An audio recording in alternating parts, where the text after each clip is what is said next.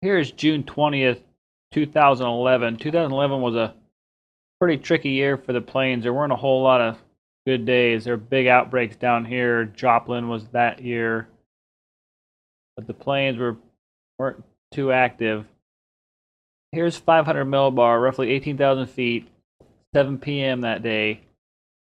You can see once these lines close off, you gotta close low, and usually closed lows tend to be vertically stacked, where your mid-level low is almost over where your surface low is. And on this day, surface low is almost pretty much right about in here. So they're almost on top of each other.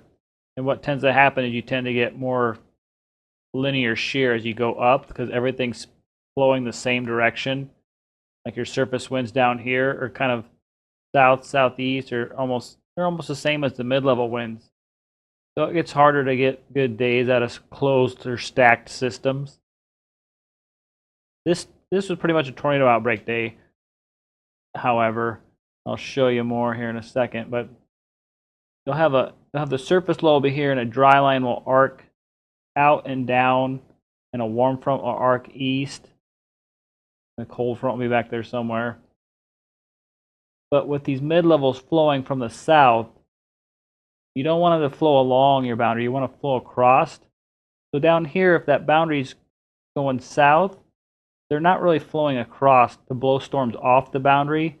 You get more linear forcing and more storms seeding one another with their own precip. Whereas up here, where that dry line curled to the east and intersect the warm front, and just where that curled, the winds are blowing the storms more off of that more east-west or south or northwest-southeast boundary. You see some of the other flow, and the low levels are a lot more backed up here. Here's the upper level map at 300 millibar, or roughly 30,000 feet. You can see the trough is this big dip right here.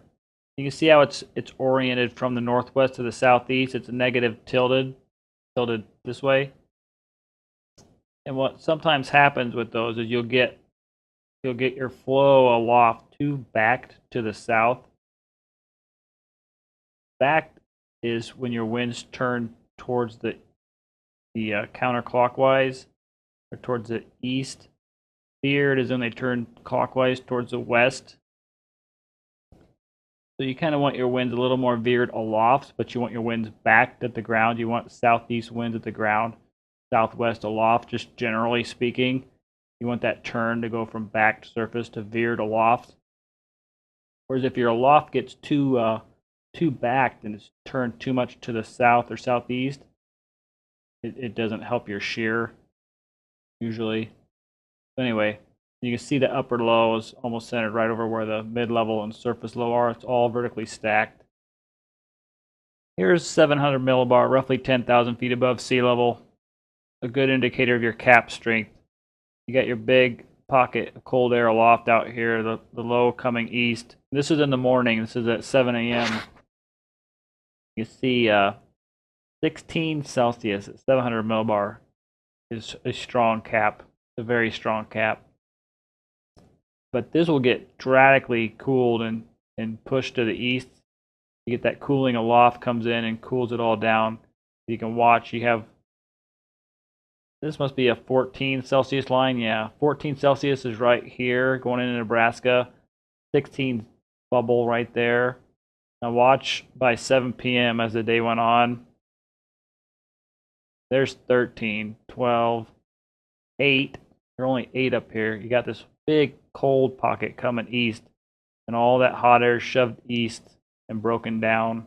So your storms are allowed to fire because all that surface heating is helping the low level get warm, and then that cold pocket coming in helps it get erased from above. That's why storms tend to all go at once, because often there's heating over a large area, similar all day, and then all at the same time, basically, you have that cold pocket come in over everything. That's why storms tend to just almost all go at once. And here's the 850 millibar map, about 6,000 feet above sea level, down where your low-level moisture's at. You can see all the darker green lines are better better moisture, higher dew points. 18 Celsius dew point, really good, really high. You can see the winds are back there to the southeast at Omaha, southeast at Topeka. Remember, your mid-levels are south, probably here. They're probably even turning southeast. They're south, southwest. So there ain't a whole lot of turning between 500 millibar at 18,000 feet and 850 millibar at 6,000 feet. There's a lot of turning towards the ground, though, as you'll see. The image is obviously a little busy and hard to dissect, but it's the 500 millibar map zoomed in, layered over the surface plots about 5 p.m. And now notice here, we'll draw out the front first. 99 degrees there, 94, but the winds are southwest, so there's a dry line there. Cold front's out here, see northwest wind, so there's a cold front out here. The low's centered somewhere around here, 992 millibar, 993, 992, 992, but it was somewhere around here. Maybe it was up here further. But you can see right here, this southwest there too at Salina, Concordia southeast. So that dry line arc is coming between those right now. See southeast down at, I think it's Wichita. So that front is right through here. And it hooks up to the surface low up here, and there's a warm front kind of going through here. You see these easterly winds, and then there's southeast. Very good moisture, 84 degrees with a 71 degree dew point in Lincoln, 84 over 70 in Beatrice. You know, that's a great warm front or warm air mass. So draw that dry line arc coming down this way. It's north-south down here, and it's curled up here. So these mid-level winds are blowing storms off that boundary, whereas down here, boundary's more north-south, so they're kind of blowing along the boundary. They're not going to blow storms off. You don't have as much turning either because you got southeast down here, but up here you got east. So you're going from like easterly at the surface to almost, southerly at the mid-levels. Down here, even out here off the front, you're only going from south-southwest to south-southeast. So there's better turning up here, and the flow is off the front. But the thing was, the flow is really strong. Talking 65 knots at 500 millibar. So that storm's going to be moving, and they were. I think it's probably going 40 miles an hour or more to the north. There'll be more on that in a minute, but that should just show the turning at the mid levels to the surface, and that front orientation really matters. As you'll see, the storm, there's a big supercell fire down here, but it doesn't tornado. While these tornado up here, and that early one tornadoes out here and in here, just because there's more turning and the wind's off the front, not so much along the front.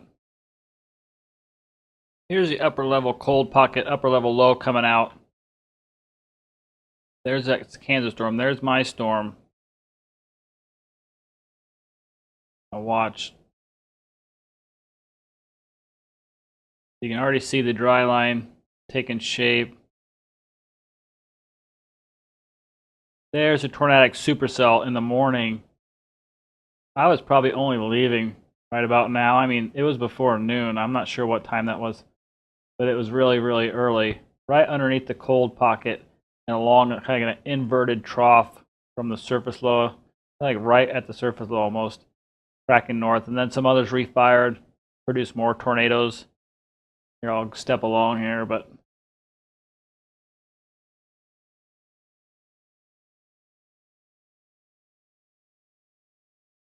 see, and there was a handoff in here, and more fired right ahead of it. You see the dry line arc, and there's a warm front extending in here, connecting right in there. And I was probably right about in here in Nebraska, and I had already waited. I already knew that that storm wasn't going to last probably, so I wasn't really trying to get to it in Kansas. But it kept going and going, so then it got tempting. And then those fired right ahead of it. And I had at least some time to get to them. But I thought, well, they were already tornado warned. Like, are they going to stay that way till I get there? And then my target, which was out on the dry line arc, that was where I was targeting. I thought, you know, if I go out there, then what if my dry line arc finally explodes out here? So I just tried to hold out and not bite. And that's exactly what I did. And you'll notice this is often a favored area to target, especially on these systems where they're kind of vertically stacked. Or down here, all that flow is along, that flow of loft was along this boundary where it's more crossing it here. So you kind of want, and you want to be kind of the last cell that'll fire on that arc. I always like to do it right where it turns, right before where it turns south. It's pretty obvious target. The dry line punch, dry line bulge, if you will. I'll show you. Here it goes. See, they started to fire. Anybody that left here and went for those, they might have got to those when they're done tornadoing, and then these start tornadoing. So I was still sitting up here, and I started to drop south, but I wanted to wait because they were going to move fast to the north in those strong winds aloft. Then there was interstate. There was a one-lane bridge at the interstate with a traffic light that took forever to cross. So as soon as I got across it, I was starting to get rained on. And I thought, well, if I need back across there, I'm going to need to do it now. So I went back across and then waited. And then they started to produce tornadoes. And there's like two. There'll be one in here, and then there'll be one over here right by each other. And this one kind of dumping rain in front of this one. Because this one will do a tornado, a big one. And then this one, I don't even see that one. You'll see, I don't see that one happen, but mine forms just in time. Right about, oh, it's hard to see on satellite. You'll see it on radar better. That's how the upper low looked. And then the cumulus that start forming as the day heat gets to them, and especially along your boundary. You always want to chase along the boundary because you need that front, that lift. And that's what was discouraging because I knew where the front was, where that dry line was, but there were no clouds on it. And you started to get some, but then it took a long time. You didn't know if they were ever going to fire, if they're going to be capped. And finally, once they look like that on satellite, you know they're firing. And then they fire once you got ambles coming off. I guess there's a couple other things I should show on this satellite loop. See this convection over here, these tops? Well, there's an outflow boundary that got pushed south behind them, and it'll help back the flow and reinforce the warm front to stay south. See the bottom of it's probably here right now in the early morning. Roll clouds behind it, cloud streets.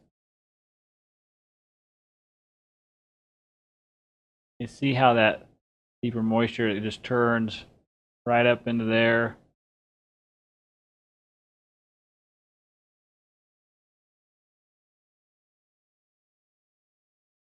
And your surface winds will show that, or in this case you had probably south winds that hit southeast winds. Then up here you had the east winds where the warm front is. You really see that boundary now. It's pretty obvious. All your deep moisture showing up just south of where that outflow boundary is. And it trails back. And once this storm fires, you can imagine when it crosses that and the warm front hits the more backed air. Because this air isn't as backed. Right ahead of the dry line, it's not quite as backed as where the warm front is. So in a lot of times they'll hit that warm front and the more backed air, and they'll really start to spin the low levels. And even as they cross it, if the air's unstable north of it, not too cold, then you'll probably get tornadoes. And here's the surface map at about 3 o'clock, a little bit before this happens. But you can almost see where that outflow boundary is on the surface, right through here. For both Beatrice and Falls City are back to the southeast. And it's kind of interesting, even north of there, they're not backed again. You can see the south, southeast, backed, and not backed, and then your warm front. So your lows out here, warm front's right in here where these winds are back to the east. And that outflow boundary is likely right through here, probably bubbling up, becoming even more diffuse out here anyway. Anyway, it probably helped back the winds even more. And as they fire off that dry line, the dry line's still down here. They fire off that, lift north, cross the outflow boundary of the warm front, and hit that better low-level shear, really spin. You can see Omaha sounding at 7 p.m. isn't really that capped. There's that little gap in there where the temperature stays the same. You can see it goes at an angle at the same angle as the temperature line. So as it's going cooler, there it's staying the same temperature as it goes up, and then it's getting colder. But it ain't a very big area, and it's not like it's warming. But it's still, if it's the same temperature, it's not cooler than the layer below. It's kind of capped. You see it's only a 1 degree Celsius cap on the numbers. Only -9%, which is nothing. Anyway, and that's ahead of things kind of. I'm not sure where they were at 7 p.m., but the storms are probably getting close to there. You can see it's moist aloft. There's, clouds and moisture probably aloft. But anyway, you can see the turning's real sharp. And the thing to note is sometimes is how low the instability goes. You get low-level cape. You see it's extending down pretty far. The area that's unstable, where your whole cape is in the difference between the rising air and the actual air temperature around it. And when that extends low, you get low-level cape. So you can imagine your base is low, and it's wanting to rise stronger. Clear, low down. Okay, here's the radar. Quite a ways into the day after a lot has happened. That Kansas tornadic supercell's already died and done all its tornadoes out by Hill City. And then the one that formed in front of it's about to cross I-80 out there. I'm not sure if it'll show up on the west or the left side of the screen, but it's almost done. New ones will pop up in front of it. It's 340 about. Then this supercell is firing down here, but the shear, remember, this one's more along the flow is more along the boundary, where the boundary curls up here and the flow crosses it more. And then there's more low-level turning as well. Whereas down here it's south-southeast, up here is east eventually. So here, I'll go forward. Also, this warm advection stuff usually stays junky. It's usually rooted above the cap, and or else it's just very high based, and it's usually disorganized. You got to know your setup though, because sometimes these storms out in front can turn into something better, but typically they don't. Usually you want to be on something that fires off an actual surface front, or this is just warm air off the deck typically, and it creates some little weak showers, often extremely high based above the cap layer. Here, I'll go forward though. You can start to see these starting to show up on the arc now. These fired, and then there's little signs of returns here.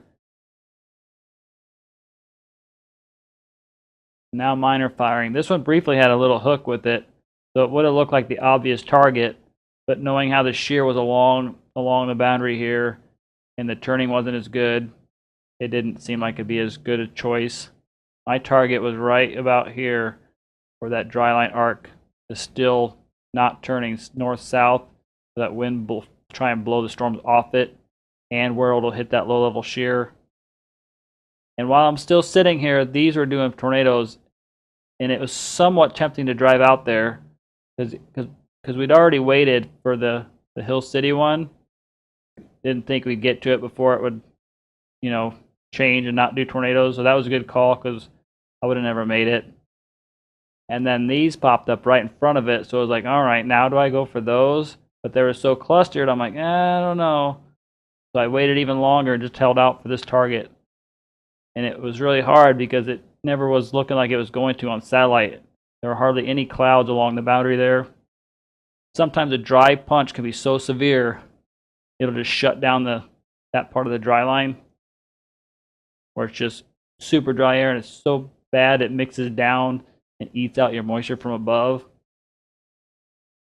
Anyway, I'll step forward. Yeah, here's that hook. See, like right now, if you're sitting here, you're thinking, look at this hook down here, and mine looks like a line. So this would seem like an obvious thing to go for, but just held out here. And again, the shear was so much better for these compared to down here. And then you'll notice when I look at the storm reports, there are no tornado reports down here. Everything was up here, over here, and then back into over by Hill City. But already this looks like a mess. I'm starting to think, okay, this day is a bust, but at least I'm not far from home. And it still looks like a mess. Let me go forward a little bit. Now it's interesting right here. Here's what happened. I am sitting, because I tried to get out to the eastern part of this mess, and I can't see back to this. There's a hook right here that just went across the interstate. It did a big tornado across the interstate, but mine's got a hook now too. And I'm in the rain, and I could never see back over there. Like I might have been able to if this storm wasn't in front of there. But I thought the whole time this one was raining on me, but really it was this new updraft you could hardly see. And now mine is going to tornado if I can get it stopped right. There. Now, this one died now after it did that tornado, and the one went up just in front of it. They almost look like they're connected. But you see the hook echo here. I end up right inside the hook, like between the hook wrapped part and the tip of the hook. You'll see it comes right north at me because I have to wait in the hail and stuff, and then that clears, and then I'm looking south at the updraft base. And then the tornado forms, and it moves just to my east, and I'm right here. And as soon as it moves to my east and to my north, you can see this hook echo precip has to pass over me.